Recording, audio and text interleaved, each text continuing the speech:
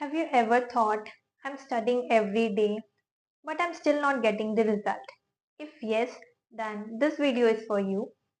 Remember, the problem is not that you're not working hard. The problem is that you might be making a few small mistakes without even realizing it. So today, I'll share the 7 biggest mistakes that stop the students from qualifying the UGC NET examination. And trust me, I'm telling this from my own personal experience. I have also made these mistakes in my very first attempt, and therefore I couldn't qualify at that point of time. So I want you all to avoid these mistakes. So now let's discuss. First one is that studying without a proper plan. See, studying without a proper plan will not lead you anywhere. ठीक है? You need a proper plan. Paper one और paper two दो subject होते हैं, सबको पता है, ठीक है? अब पेपर वन और पेपर टू में पेपर टू आपका अपना सब्जेक्ट होता है, ठीक है? तो you need to make sure कि आप पेपर वन को इतने टाइम डिनोट कर रहे हो, पेपर टू को इतने टाइम डिनोट कर रहे हो, ठीक है? मिक्सअप नहीं करना है कि मैंने अभी पेपर वन पढ़ा, आधे घंटे बाद मैंने पेपर टू पे स्विच कर लिया, फिर आधे घंटे बाद पेपर वन पे, नहीं।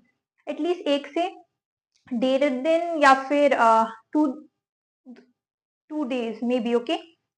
आप क्या करो कि पेपर वन को दो, फिर आप पेपर टू को दो, ऐसे करके वो करो। एंड उसमें भी ना पेपर वन में सपोज आप किसी यूनिट को पिक कर रहे हो, तो मेक श्योर कि आप उस यूनिट को कंप्लीट करो एटलीस्ट 70 to 80%, ताकि उसमें आपका इंटरेस्ट आ जाए। ऐसा नहीं कि आपने थोड़ा सा शुरुआत किया और फिर आपको लगा कि अरे इसमें तो मुझे कुछ समझ नहीं आ रहा है तो मैं स्विच कर लेता हूँ। नहीं, कम से कम you'll have to give 2 days, ठीक है, फॉर वन पर्टिकुलर यूनिट। उसके बाद आपको चीजें समझ में आएंगी। तो you need to make a proper plan, एक रूटीन बनाना पड़ेगा कि पेपर वन के लिए अगर मैं 5 घंटे दे रहा हूँ सुबह, तो रात को पेपर टू के लिए जो भी जितने घंटे आपको देने अपने हिसाब से जितना आप कर सकते हो उस तरीके से, या फिर डे वाइज, ठीक है? लेकिन तुरंत स्विच नहीं करना है कि अभी आधे घंटे में या नेक्स्ट आधे घंटे में हो, ठीक है? पहला चीज, studying without a proper plan, avoid this, ठीक है? दूसरा, ignoring PYQs. Trust me, when you just think about preparing for UGC NET examination, उसी वक्त आपको PYQs को खोल के, ठीक है, आपको देखनी है कि कब क्या क्वेश्चंस आए हैं 5 साल के, ठीक है? 5 साल के PYQs उठाने और देखने हैं कि कौन से क्या क्वेश्चन आए हैं। पहले सिलेबस नहीं उठाना है, क्योंकि अगर आप पहले सिलेबस उठाएंगे तो आपको समझ में नहीं आएगा, ठीक है, कि क्या क्वेश्चन पूछे जा रहे हैं या क्या रिपीट हो रहा है या क्या किस तरीके का एग्जाम है, किस तरीके से ये पैटर्न चलते आ रहा है, ठीक है? तो आपको सबसे पहले अपने PYQs उठाने 5 साल के, और स्पेशली चलो पेपर वन तो सबके लिए नया होता है, आपको समझ में नहीं आएंगी इनिशियली चीजें, तो पेपर टू उठा के देखो, 5 साल के, समझ में आएगा कि आप क्या जानते हो, क्या आप क्या नहीं जानते हो, क्या सॉल्व कर सकते हो, क्या नहीं सॉल्व कर सकते हो। एक बार आपने उसको एनालाइज कर लिया ना, फिर आप सिलेबस पे जंप करो तो चीजें आपके लिए आसान हो जाएंगी, ठीक है? ये दो चीज हो गया। थर्ड है कि नॉट रिवाइजिंग रेगुलरली, ठीक है?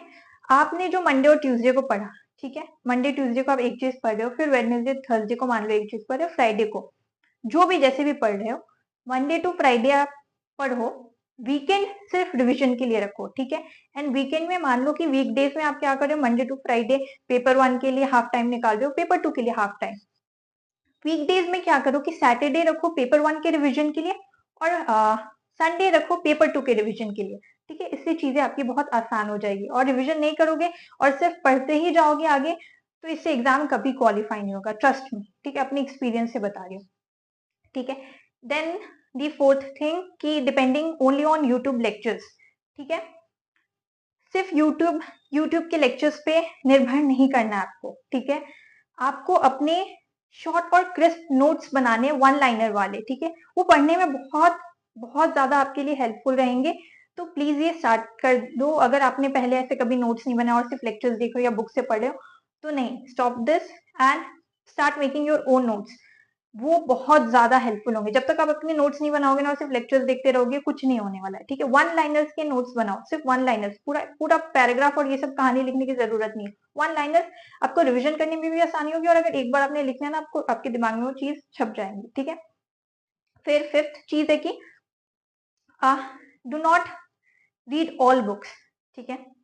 सारी बुक्स को आपको पढ़ने की जरूरत नहीं है। पेपर वन के लिए KVS Madan, that is it. ठीक है, और कुछ भी नहीं। और पेपर 2 के लिए आपको पता है कि आपके लिए कौन सा रिलायबल सोर्स है, वो कर लेना, दैट इज इट। ठीक है, उसके बाद comparing your self, 6 point, comparing your self with others. Do not compare your self with others guys, मतलब स्टॉप दिस कि उसका निकल गया, आपका नहीं निकला, सबका अपना वक्त आता है। और किसी का होता है कि पहले अटेम्प्ट में ही चीजें वो क्वालिफाई कर लेते हैं, दूसरे का नहीं हो पाता है, दूसरे तीसरे तक भी अटेम्प्ट में नहीं हो पाता है। तो डू नॉट कंपेयर। आप बैठ कर और सिर्फ ओवरथिंक करेंगे, कंपेयर करेंगे, उससे कुछ भी नहीं होने वाला है, एग्जाम क्वालिफाई नहीं होगा। तो ये चीज बंद कर दो। ठीक है, and giving up after one, last one, giving up after one unsuccessful attempt, do not give up. ठीक है, अवॉइड दिस। लोग क्या करते हैं, एक बार ट्राई करते हैं एंड सोचते हैं कि नहीं हुआ तो छोड़ देते हैं। नहीं, अगर आपको सच में इस फील्ड में आना और सच में आपको ये एग्जाम क्वालिफाई करना है तो 2 अटेम्प्ट तो देने ही चाहिए। आज से कुछ साल पहले तक तो इस एग्जाम की उतनी ही ज्यादा अवेयरनेस नहीं थी जितनी अब है, तो अब चीजें थोड़ी आसान हो गई है, रिसोर्सेज भी काफी ज्यादा है, तो एटलीस्ट 2 अटेम्प्ट काफी है क्वालिफाई करने के लिए। पहले तो 3-4 भी लग जाते थे, एंड आई नॉट जज, आज के डेट में भी कितने लोगों को 3-4 अटेम्प्ट लग जाते, 4 अटेम्प्ट भी लग जाते, इट्स ओके। सबका अपना टाइम होता है, सबके अपनी वो होते, उसके हिसाब से चीजें होती है। लेकिन ये जो भी मैंने आपको 7 पॉइंट्स बताया ना, इनको अवॉइड करो and trust me, you will qualify your exam. And now you just tell me in the comment section ki what are the mistakes right now you are making, okay? And I genuinely want to know, and I genuinely want to guide and help you, okay? So please do let me know in the comment section. And remember, UGC NET isn't about clearing UGC NET isn't about studying most hours, okay? It's about studying the right way. ठीक है, तो ये चीज को दिमाग में रखना कि सिर्फ पढ़ रहे हो उससे कुछ नहीं होगा। आपको एक स्मार्ट प्रिपरेशन करने की जरूरत है, स्मार्ट स्ट्रैटेजी फॉलो करने की जरूरत है, वो करेंगे तो एग्जाम क्वालिफाई हो जाएगा। ठीक है, and sit and recognize that what are the mistakes you are making it right now, ठीक है, and fix it, and trust me, in your upcoming attempt you will qualify this exam। ठीक है, so that is it for this video, and मिलते बहुत जल्द next video में। तब तक के लिए मन करे तो लाइक शेयर एंड सब्सक्राइब कर देना, and thank you for watching, bye bye।